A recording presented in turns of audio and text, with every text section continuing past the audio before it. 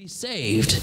Now, I will give us a little glimpse of the planning session that Sister Lawson was talking about. We had 42 first-time visitors last year. Praise God. Let's clap our hands to the Lord. I'm excited about that. But that would equal out to... That's unchurched. That's not visiting from other churches. That's unchurched. Never been in church before. So that's okay. But the Bible says, see, I want a Book of Acts church more than anything in this world. I don't want a First Church of the Refrigerator Church. I don't want a Joel Osteen church. I don't want a T.D. Jakes church. I want a Book of Acts church. I want a church that's following right at the apostles' doctrine. I want to see signs, miracles, and wonders, and I'm believing it to happen in 2017. I'm believing every bit of it, and I'm claiming it in Jesus' name. In Jesus' name. I lost my track. But with 42 first-time visitors, that equals out to less than one a week. Ouch. The Bible says that they added daily. And I was like, God, I want this. Why are we not seeing this? And he brought one word to mind: unity. We have to be unified. And I want to talk about that today. And when I say the prosperity of the church, in the beginning I said that the church was prosperous. And I believe that there's going to be a certain amount of prosperity that the church sees this year. I'm not talking about a name it and claim it, grab it and blab it and all that fake junk. I'm not talking about that. But I am talking about true prosperity where God provides, where we follow after him faithfully. Where we follow after him faithfully and we trust him with everything. And when we do that, God is going to bring prosperity to the church that no man can put an end to. On the other hand, neither do I believe that Christians are destined to be sorrowful. Woe is me, full of heartache and sorrow, all down in the mully grubs, bottom lip dragging the ground. I live for Jesus. So tired of that. I'm excited to live for God. Why? Because even when tough times come, and they will come, he's right there in it with me. He doesn't leave me there just to tread water, but he's right there with me saying, okay, this is what we're learning here. This is what I'm doing here, child of God. I know you don't like it. I know you. How many of us didn't like going to school? I hated school. Thank you. Yes, I hated school. I hated it with a passion. I hated homework. I hated the teachers. I loved recess. Lunchtime? Yes, please. Pizza day? Yes. 2 slices for me. But in all of that homework, in all of that writing my name all over and over, and all that learning my times tables, I learned some things that I carried with me. See, in that process where things are tough, God's teaching you some things. I believe in 2016 that some of us were on a learning curve. I believe in 2016 God was preparing some of us for 2017 and what he was about to do. That way we could handle what he was about to do in the midst of us. That's what I believe. When you read the book of Acts, sure, there was sorrow. There was disappointments. There was opposition. There were problems. There were. The book of Acts church was not perfect. It was not. Angela, I'm going to tell you something. I'm going to put you on the spot. My wife put you on the spot. It's my turn. We're not a perfect church. We're not. You know how I know that? Because I'm here. I am not perfect. But you know what? I'm striving to be. And I'm learning more and more every day on how to be better. And God's dealing with me. And you know what? God's dealing with you too. And we're all going to get to heaven by and by. Hallelujah. Clap your hands to the Lord. Now, this is the part that I want to go to because there were times of great joy. There was rejoicing. There was growth. There were miracles and healings like they'd never seen before. That was the prosperity of the church. Here in Acts 2, the Holy Ghost had been poured out. The church had just been born, but it was growing. And it was growing very rapidly. It was their church. You remember when Jesus asked his disciples, who do men say that I am? My question is, who is Jesus to you today? Is he somebody that lives in your daily life? Is he the cornerstone of your very existence, or is he something that you do on Sunday? Well, Simon Peter answered and said, thou art the Christ, the Son of the living God. And Jesus said unto him, blessed art thou, Simon Bar-Jonah. Flesh and blood had not revealed it unto thee, but my Father which is in heaven. I say also unto thee, thou art Peter, and upon this rock I'll build my church. On what rock? The rock that you know who I am and where I sit in your life. And you're going to be blessed because of it. If we will get that, and we will all make that our cornerstone, and then we all come together and having that in mind, we can't be stopped in 2017. There ain't nothing can stop us. Hallelujah. Clap your hands. The gates of hell shall not prevail against it. Now in Acts 2, they're beginning to see those words of Christ in action, and people are being saved. Jews are accepting Christ as the Messiah. People are getting healed. There was the lame man at the gate of the temple called Beautiful. He was laying there begging alms. You know what? I believe that God's going to save some that are by the side of the road begging for money this year.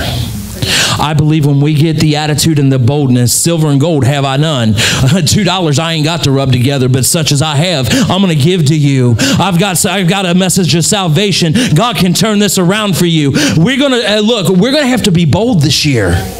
There's going to be people that God is going to put in your path that you normally would be too afraid to speak to. I'm praying that God will speak to you in an audible voice to you. You need to witness to him. Because I believe that we're going to see some of these very same miracles that happen in the book of Acts. I believe that there's going to be some that are going to be delivered from that lifestyle. Somebody's going to look at them and say, I ain't got no money to give you, but you can come to church with me and God can turn your entire situation around. And I believe that's going to happen. And I believe God's going to fill this house. And there's going to be miracle stories that we're going to brag about this time next year. And we're going to shout about. And there's going to be some that are going to be delivered right from the mouth of hell. And you're going to have a part in it. That goes back to what Sister Lawson says. It's not all going to be me because it's not a one-man show. I'm just not that talented. I can't do it by myself, folks. I need help. When we're unified, we have all things common. That means we all share the same workload. We're willing to put our shoulder into it. I believe that there are ministries yet unborn. I believe that there's a time coming where there's going to be new ministries sprout out of this church that are going to take off like wildfire. But I'm going to tell you, before that ever happens, you've got to be faithful. The Bible says in a parable that when you're faithful over a few things, I'll make you a ruler over many things. Right. You got to be faithful at a few things first. You got to be faithful when Pastor asks you to be somewhere to do something that you're there. Well, I knew it was going to be rocky today. I'm only on page 3. We got to be here. We got to be faithful. That is the look. And after that lame man was healed, it said they were praising God and that they had favor with all the people, and the Lord added to the church. That was the prosperity of the church. But in the midst of prosperity, peril was discovered. What's peril? Problems, extreme and imminent danger. It tells us in Acts chapter 5, verse 1, but a certain man. The previous chapter told us about how great the church was, how everybody had a revelation of giving. They were selling the things they owned and laying it at the apostles' feet. We asked for 10% tithes. Let me tell you something. I'm going to hit this right here, and I'm going to go on. Malachi 3 or 8. Is it 8 or 3? 3? Yeah, that's what I thought. The Bible says this, will a man rob God? Yet ye have robbed me. But you say, where have I robbed you? In tithes and offerings. Whew, keep going. And because of that, you're cursed with a curse, and for ye have robbed me, even this whole nation. Well, Lord, what do you mean there? How many of us that believe that everything in the earth is God's? God created it all. God has asked us to tithe our income, our first fruits. So, if I'm walking through here, strolling along, not paying attention, I pull my hand out of my pocket, some money drops. I done see Miguel eyeing it, so go and grab that up, Miguel. I seen that a corner eye. I seen that peripheral vision. You were like, oh, is that a 10 or a 20? Go and grab that.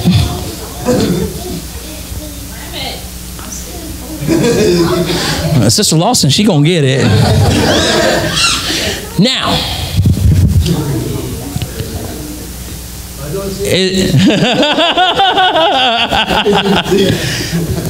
now, if Sister Lawson clearly knows that I wasn't going to use Sister Lawson because I know she's going to keep my money anyway.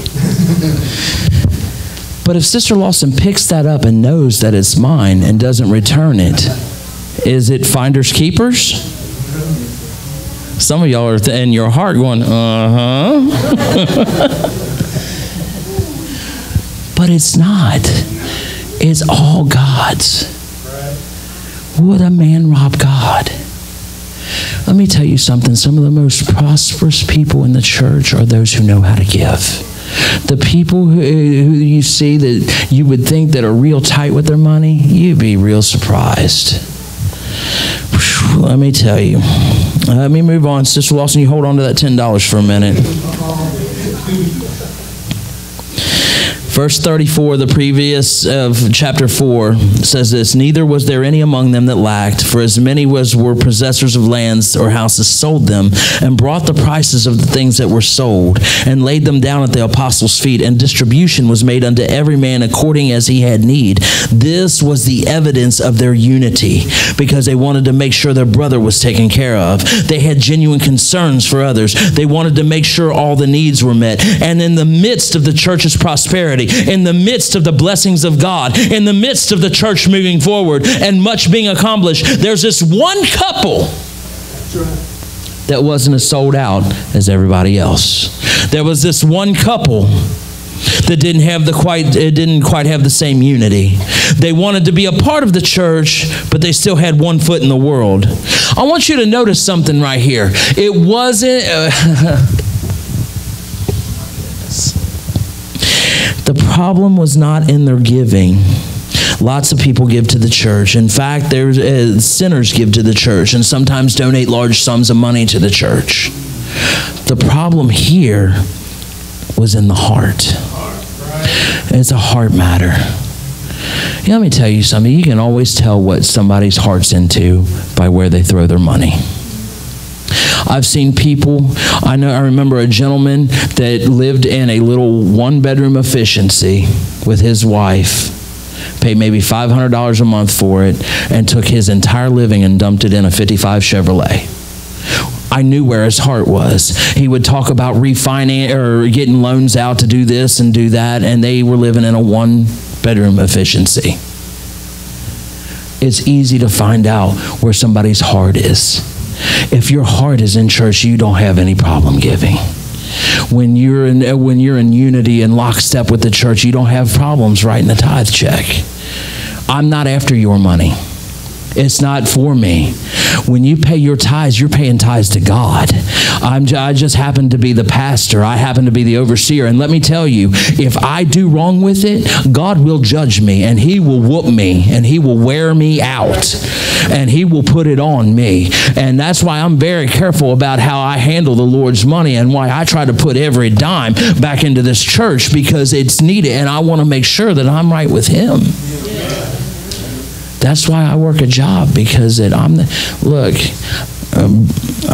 have a preacher friend of mine that he's got classes for preachers, and one of those classes is 100%ers, and that's where they take 100% of the tithe for themselves, and they leave the church in disarray. I'm going to tell you, that's not me.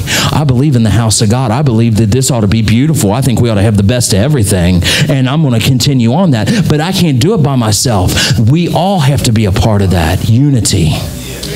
And there are some in this church that give like there's no tomorrow, and it bothers me sometimes, because I watch them give and give and give, and then there's others that if they ain't here for the service, well, then that don't count. I ain't got to pay for that one.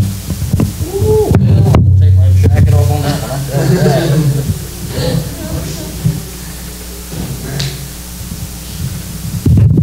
tell you something. God keeps track. And if you're not paying them right, you are cursed with a curse. You wondering why things are happening? That could be why. No, let me rephrase that. That is why. You cannot expect to be blessed by God when you're robbing Him. I'm not going to give you $100, Brother Parrish, if you just took my wallet and smacked me in my eye. I'm not going to do it. I'm just not going. You can't expect to be blessed if you're robbing God. Look, I don't want to preach this no more than you want to hear it, but God gave me direction at the beginning of this year. I was on my face wondering why, God, it seems like the brakes have been put on the church. And He said, well, this is what you need to preach then.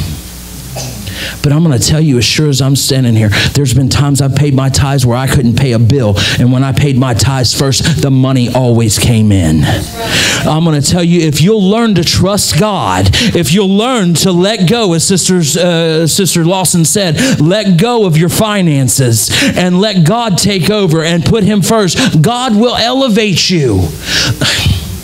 Okay, I'll go on. I feel you. Okay. As a result of their hidden agenda. See, they had a heart matter going on. You know what? If they would have been upfront about what they sold that piece of property for. See, everybody else was selling their property and giving the whole amount to church. Well, apparently, property values rose in their section of town, and instead of them only getting $50,000 for it, they got $100,000 for it. I'm just going. That's not in the Bible. I'm just assigning a number to kind of give you an idea of where I'm going. So they got $100,000 instead of $50,000. They were like, oh, well, we didn't mean to bless the church like that. So we'll just hold this back. And they said, hey, brought $50,000 instead of the $100,000. They didn't do what they said they were going to do. They held back. Now let's watch what happens. Because they had another agenda. They had another purpose, and they did not have unity. And as a result, the prosperity of the church was interrupted. And had this not been stopped, the church would have come to a screeching halt. The problem was not only that they were deceitful toward the church, but Peter said, thou hast not lied unto men, but unto God. When God's Spirit is grieved, He cannot move. You see, unity will not allow you to come to church with a critical, complaining spirit, always looking at this and that and finding fault. Let me tell you something. Early in my ministry, before I was ever a pastor, when I first started coming to church, I started watching the way things had been done, and I was thinking to myself, well, we could have done it this way, and it would have been a lot better. And I started criticizing internally everything the pastor did, and I was like, well, Lord, I could have done it better than that if you would have done this, this, and this. And God spoke to me one day, and He was just as clear as I am to you right now. He says, the problem is you're not the pastor, He is. And He began to really deal with me. And I'm going to tell you, when I got prayed up, I didn't have a complaint anymore. When I got where I needed to be in prayer, when I got where I needed to be in fasting, I realized that He's the man on the wall, and He sees what's coming. And I need to do what He wants me to do, because I want to be like Elisha, as I preached in the Sunday school today. I want a double portion, and I'll just follow under His lead, because ultimately He's responsible for the church. We can't have unity if we're complaining about everything. We have to be on the same page. That's why most people complain and criticize. They're not prayed up. If you're praying like you ought to be, instead of complaining, you're looking for a solution. Well, if this isn't happening right, maybe I could run this by pastor, see if this would work, or maybe this or that, instead of complaining about it. Strange thing is when people who complain a lot have something to complain about, they never really keep it to themselves. They want to complain to everybody about it. And that results in no unity, no one mind, no one accord, no church growth, nobody getting the Holy Ghost, no church prosperity. And while I'm preaching on this, notice what Peter said to Ananias. Why hath Satan filled thine heart to lie to the Holy Ghost? And in the same breath, he also said, why hast thou conceived this thing in thine heart? Yes, the devil was there. Yes, the devil initially put the thought in their hearts, but they could have resisted the devil. They had every choice to not lie and to just come clean with the amount. Hey guys, we got more for the property than what we thought. Here's the rest of it. Or, hey guys, we got more for the property than what we thought, and we've got a couple of things we need to take care of, but we'll give you what we initially pledged. But instead, they decided to lie. Let me tell you something. It's better just to be honest. Just be honest. If they would have been honest, they would have never died. If they would have been honest, they would not have given up the ghost right there. You see, the devil could not have filled Ananias' heart if Ananias hadn't allowed him to. You have a choice in this matter. You have a choice in what you allow yourself to become involved in. There's always a choice. When I was young, that was the first thing my mom and dad told me, that you have a choice. As a young teenager, they were worried about me getting involved in drugs, and they were getting worried about me getting involved in this and that. And they said, you always have a choice, and we hope you make the right one. Nobody can make you choose anything, and God will not make you choose anything. But notice, Peter didn't rebuke the devil. He rebuked Ananias. We're living in a day when people refuse to take responsibility for their actions. We're living in a day where we feel like the people feel like they can do just whatever and get away with it. There's no consequence. I'm going to tell you, there is a consequence when it comes to God. You either do what the Bible says or you don't make it to heaven. It's that simple. In a land that wants to give everybody a trophy, God doesn't do it that way. You have to do well. Yeah, he has to say, well done, thy good and faithful servant, enter into the kingdom of the reward of the Lord. I'm all tangled up. I'm getting worked up here. There's no trophy for almost. You either go to heaven or you go to hell. You either follow the word or you don't. It's that simple.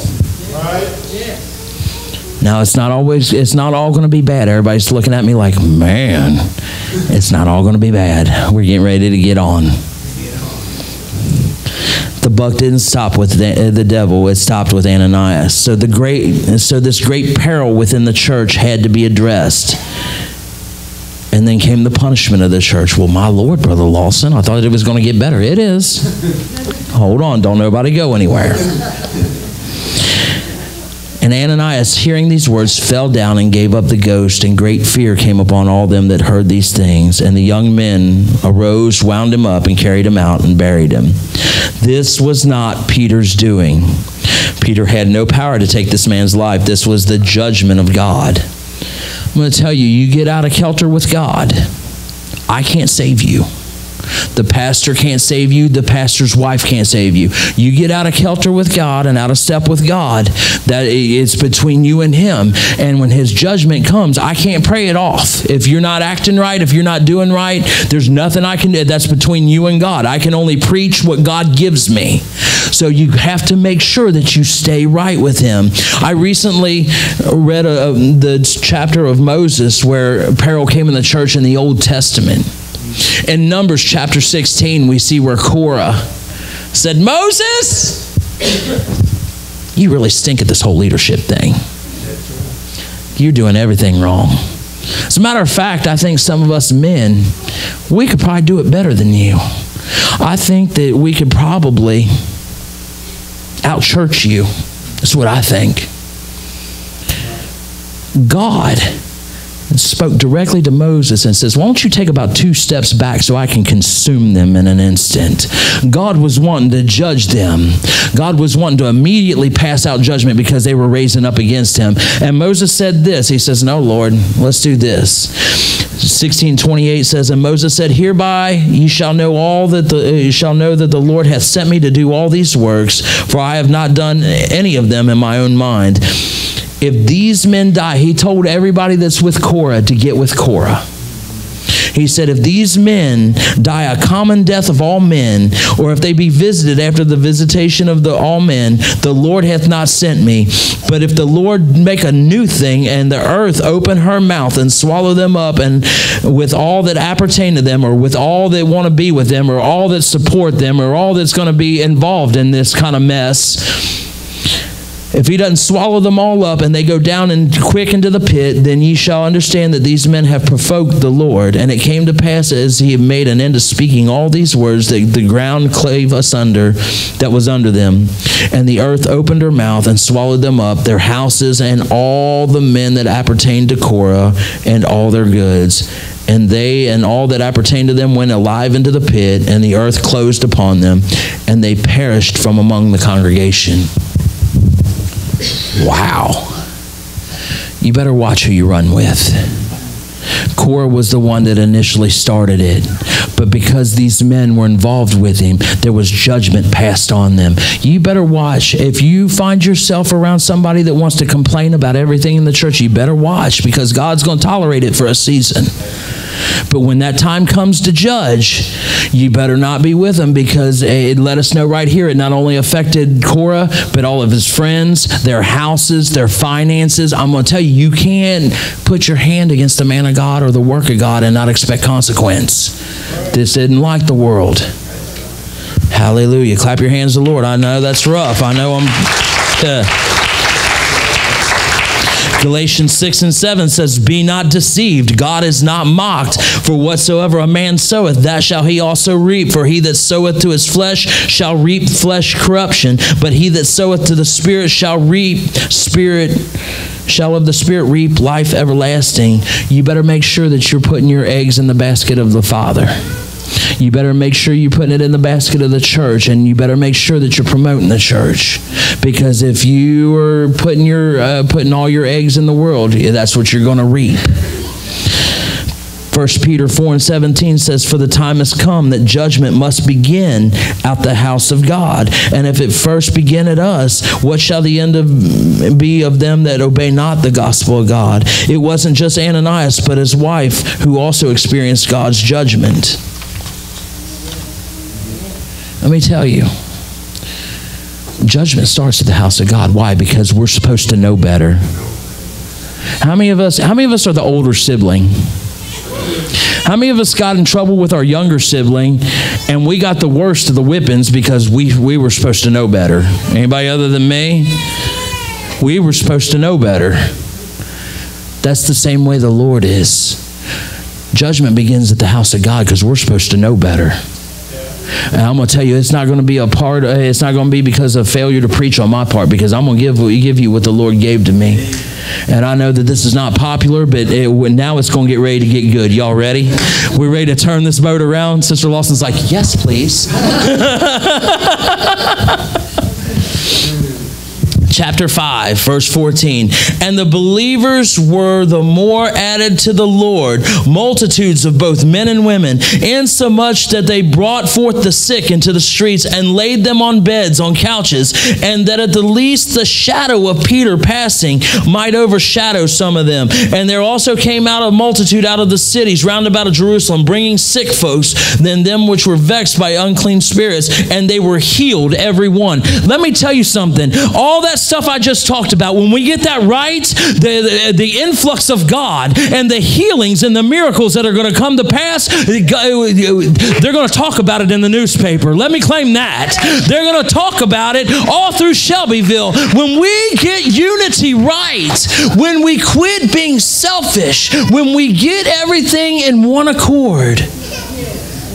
Sister Tanya, when you look over the fact of me being me, and you say, well, I love that Brother Lawson in spite of himself. When we get to that point, God can work with that. Brother Barry, to quote one of Brother Mangan's, one of my favorite sermons from him, when we learn how to forbear one another.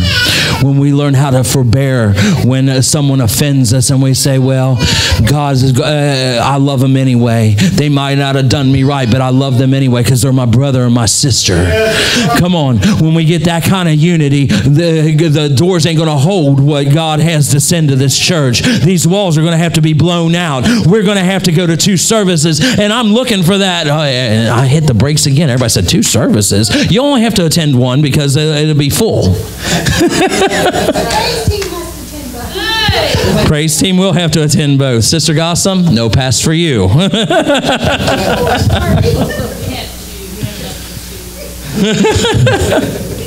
Once the peril was removed, progress was once again evident. The verse that stands out is Acts 2:46, and they continually daily with one accord in the temple, breaking bread from house to house, did eat their meat with gladness and unity. They had no other plan, no other purpose, no other priorities. Their lives were simplistic simply because they had one thing that they wanted to see, and that was the church to grow. Is that your desire today? You know, there's going to be some ministries that come out of this church this year. I've already mentioned that once. There's going to be some that are going to get a hold of this message, and it's going to revolutionize the way you think. And you're going to want to get out of the box, and you're going to come here and say, Brother Lawson, I've got this that I want to do. It's good to see you, my friend. There's some of you that have a burden for souls, that your ministry is yours and yours alone, and you've sold out to it. If you'll become faithful, if you'll be faithful in attendance, faithful in tithe, faithful in giving, faithful in prayer, God is going to catapult your ministry. Come on, somebody, get with me here. There's some of you that want to be used by God like never before, and God wants to take you to that place, but we have to get these things right. God's getting ready to pour out. God's getting ready to bring our kids home. God's getting ready to bring our spouses home, our unsaved spouses. God's getting ready to bring those back to the house of God that we've been praying for a long time. God's getting ready to do all these things because we're going to get this right. This church, the Book of Acts church, wasn't in it for selfish reasons. They didn't want to see what they could get out of it. They didn't see what they could glean. They didn't look to see what kind of programs were available for their kids. They didn't see if there was a teens program, a singles program, a couples program, a widows program, a bowling program. They didn't look to see if there was a gymnasium or a basketball court or bowling alley or baseball leagues. They didn't come for the cappuccino shop or the Krispy Kreme donuts, which, by the way, if somebody gets that ministry, hallelujah, pastor's behind that. Krispy Kreme ministry, hallelujah. Or the bagel stand. They didn't come in complaining about that the music was too loud. Well, there's just not enough music. Church was too hot. The church was too cold. Wow, did I really type that? Lord have mercy. And then there's the next one. The sermon's too long. The sermon's too short. So-and-so didn't sing. So-and-so did sing. Lord have mercy. I feel like I'm treading water right now. Lord help me. They didn't come in habitually late. You know, I'm a firm believer that the reason why they see the miracles they see in Africa and India and China is because that they're so hungry. And they have one mind, and that's this: we want to see God move. I have no ulterior motive. I just want to see what God's got for me today. I'm not punching a time clock. They run to church. I had a video. I wish I could find it. It was African people running to church. They were skipping and dancing and laughing. Most of us are elbowing one another in the car. I don't even like you. I don't even know why I'm going to church with you. And this car's air conditioning ain't working and I'm sweating. That would be me right there. And then I'm going to get there. All these things. The Book of Acts church, they didn't miss services. They didn't miss them to see games. They didn't miss to see family. They didn't miss because they had a hard day at the market. They didn't miss because they had to get up at 4 a.m. to milk the goats. They had unity. The one thing in mind was, I got to see the church grow. They had unity. They brought that unity, which resulted in one mind and one accord. They came to worship. Come on, I pray that this year that this church breaks out in worship. I pray that we get beyond ourselves this year and we get out of behind the confines of a pew, but we learn how to step out and begin to lift our hands in worship, because pastor's not going to shoot you down if you get out of the pew and worship. As a matter of fact, I'm going to encourage it. This year needs to be a year of worship and a year of praise. Come on, I don't know about you, but I was headed toward a devil's hell, and I'm going to dance and I'm going to worship because I'm no longer headed there, but I have direction in my life. This year needs to be a year of worship and praise. And the last one I want to capture here is service. Serving others. I like to be served. I like when I go to a restaurant and they're like, oh, they've got their little white towel over.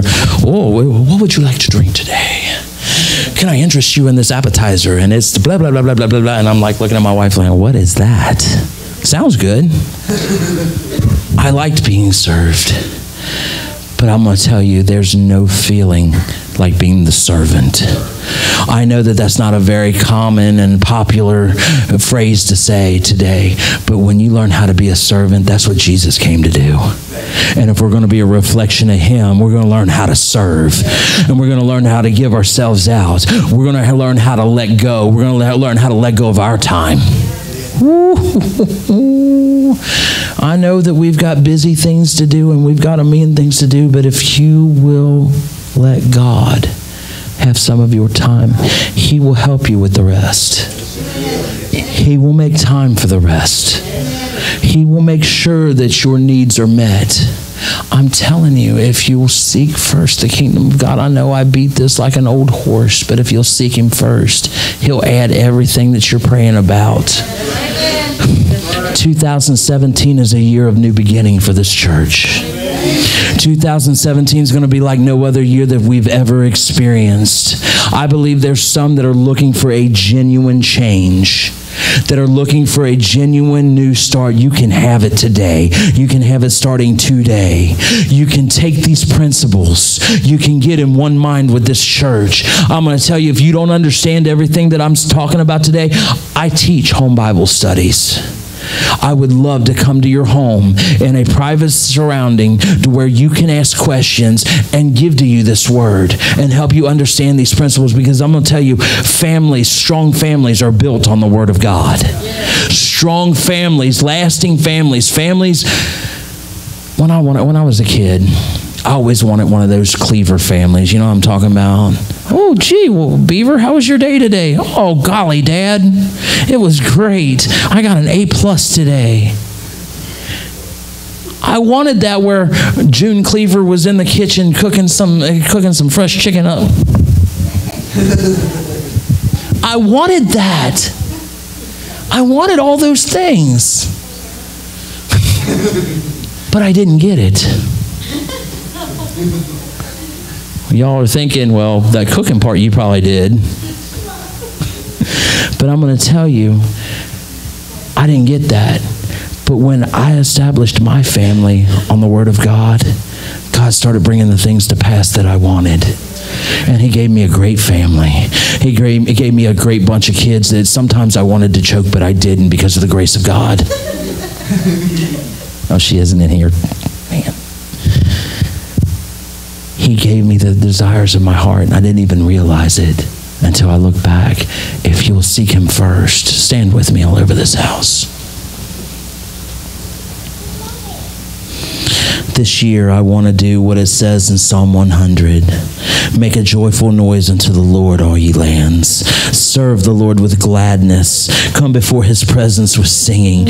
Know ye that the Lord, he is God, and that he has made us, not we ourselves, and we are his people, the sheep of his pasture. Enter into his gates with thanksgiving and into his courts with praise. Be thankful to him and bless his name, for the Lord is good. His mercy is everlasting, and his truth endureth to all generations. I want to come this year with a spring in my step.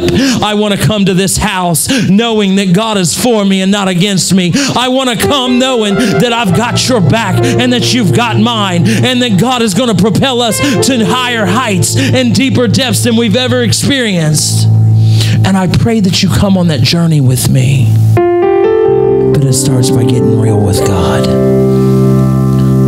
2016's over. This year we can make a brand new step. It's no time to be too busy. It's no time to be overwhelmed. I forgot I'd put this in my notes. Can I share one more thing before I open up for altar? One preacher, he was struggling with people's attendance. And so he decided to write to Mr. Bear at Bear Aspirin. And he said, Mr. Bear, you manufacture aspirin that relieves suffering and cold and fever. The mixture used in your tablet makes it possible for a person to get out of bed and fight off headaches, to fight off muscle spasms, and to fight off bad nerves.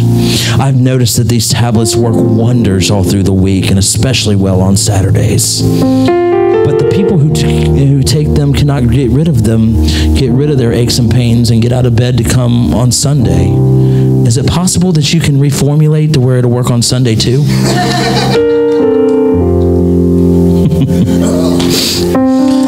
I thought that was funny. And from a pastor's heart, that tickled me real good. Brooklyn, I'm sorry. That wasn't for you, baby. I'm going to tell you, this is a year of change for me. I told my wife 2 weeks ago that this year there was something going to be different and that God was going to change me. I'm going to be more committed than I've ever been. I'm going to get after outreach and Bible studies harder than I ever have before. Come go with me.